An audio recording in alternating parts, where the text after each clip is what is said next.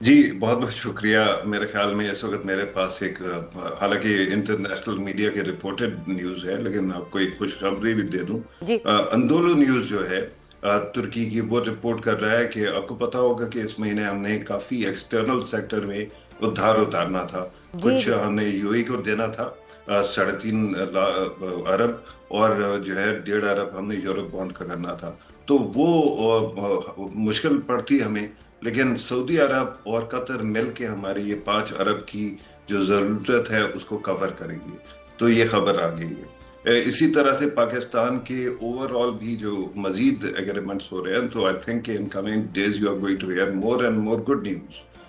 पाकिस्तान ने इस क्राइसिस में जहां पे अपनी लेवरेज को फुल इस्तेमाल किया, दूसरी साइड पे पाकिस्तान ने एक और काम भी बड़ा उम्दा तरीके से किया है।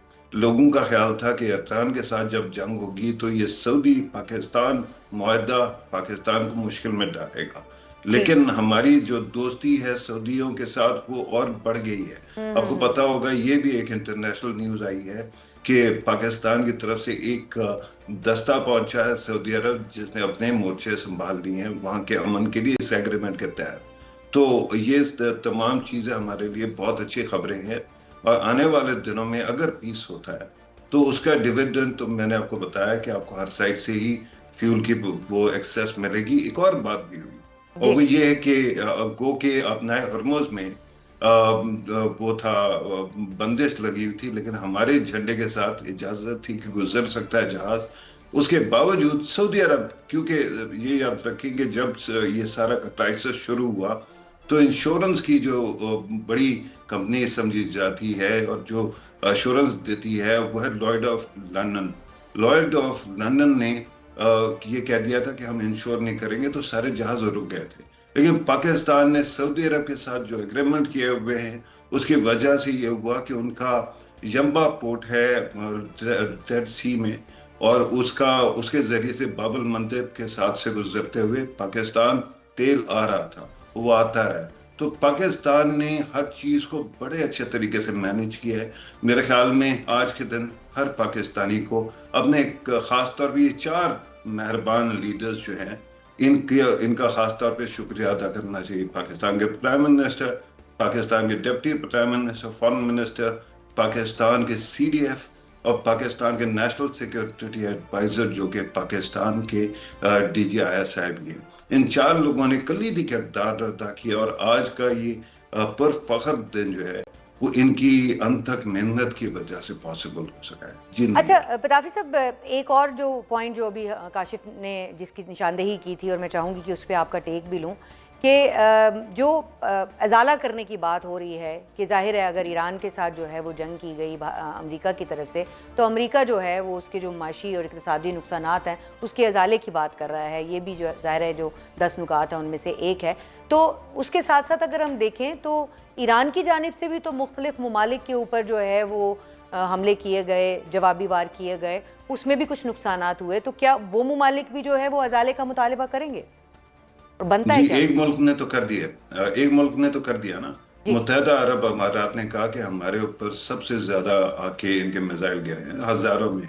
जी। तो हमें जो है रेपरेशन जो कहते हैं ना, जंगी वो खर्राज देना, तो वो हमें दिया जाए। लेकिन अब मुझे ये नहीं पता कि ये बात किस हद तक कामयाब होगी दोनों साइडों पर रेपरेशन के बारे में। लेकिन जो आप इसकी असासों की बात करते थे वो बहुत इंपॉर्टेंट है समझना। जी ये याद रखेंगे जो कैश में है जी। असासे, वो मुल्क से बाहर आमतौर पे जब मुल्क पे सैंक्शन लगाओ ना, तो वो ये होता है कि आपकी पेमेंट वो किसी और अकाउंट में होती है। यानी कि आपका तेल इंडिया ने दे दिया और वो 8 अरब के डॉलर के मुताबिक लिया, लेकिन अब वो 8 अरब का क्या करे, तो वो आपके या वहां के लोकल बैंक में एक अकाउंट आपके नाम से खोलता है और उसमें वो पैसे डाल देता है। वो ये किसी पैसे डाल हुकूमत के के जो है वो पास नहीं होते। मुंजमद कर देता है। जी, वो वहां पे मौजूद है और वहां पे स्टैटिक है। जैसे ही आप पर से पाबंदी हटी, आपने वो पैसे एक्सेस किए और ले लिए। ये है आपके जो मनकूला जो है ना जायदाद बाहर जो मौजूद है, असासे है।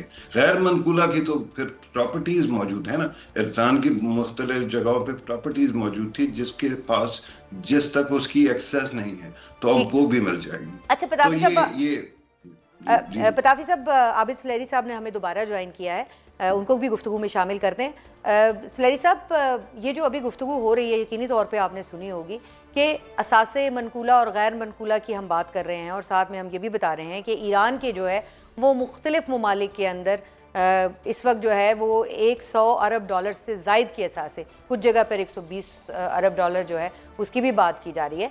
तो अगर इतने असासे जो हैं वो मुख्तलिफ ममालिक के अंदर मौजूद हैं तो यकीनी तौर पर मनकूला और गैर मनकूला जो ही ये सैंक्शंस हटती हैं तो उन तमाम ममालिक को भी अदायगियाँ करनी पड़ेंगी। तो इसका जो है वो असर किसकी मईशत पर बेहतर होगा? कोई पाकिस्तान के लिए अच्छी खबर है किसी तरह की? मेरे लिहाज से तो पाकिस्तान के लिए जो सबसे अच्छी खबर है वो यही है कि पाकिस्तान को ईरान पाकिस्तान गैस पाइपलाइन के जरिए आपको वो गैस पानी मिल जाए ताकि जो कतर से हमारी डिपेंडेंसी है वो डिपेंडेंसी खत्म हो सके। इस वक्त हम तकरीबन अपना 100% इम्पोर्टेड गैस जो है वो कतर से मंगवा रहे हैं और हमारे पास कोई ऑल्टरनेटिव है वो मौजूद नहीं है। और अगर ईरान पाकिस्तान गैस पाइपलाइन जिसपे कि हमें आर्बिट्रेशन का खतरा भी था, अगर किसी तरीके से वो गैस तक हमारी रसाई हो जाती है तो यकीनन ये सबसे बड़ा होगा। ईरान की जो मईशत है, जाहिर है कि ईरान में जो इंफ्रास्ट्रक्चर डैमेज हो चुका है, ईरान के साथे अगर अनफ्रीज होते हैं और वो अपने इंफ्रास्ट्रक्चर अगर बेहतर कर पाता है, that would be the greatest thing. उसके बाद ईरान और ओमान दोनों के टेरिटरीज में चूंकि स्टेट ऑफ हुर्मुज़ आती है, जो बहरी इस वक्त कवानीन है उसमें दोनों मुल्क मिलकर टॉल ले सकते हैं, जो लीगल पोजीशन है। अगर ईरान और ओमान मिलकर ऐसा करते हैं तो जो टोटल इसका फर्क आता है, जिसमें नाज़रीन के लिए बताता चलूं, जब $2 मिलियन पर वेसल की बात की जाती है ईरान चार्ज करेगा तो वो सिर्फ जो उसमें क्रूड के हिसाब से $1 पर बैरल बनता है।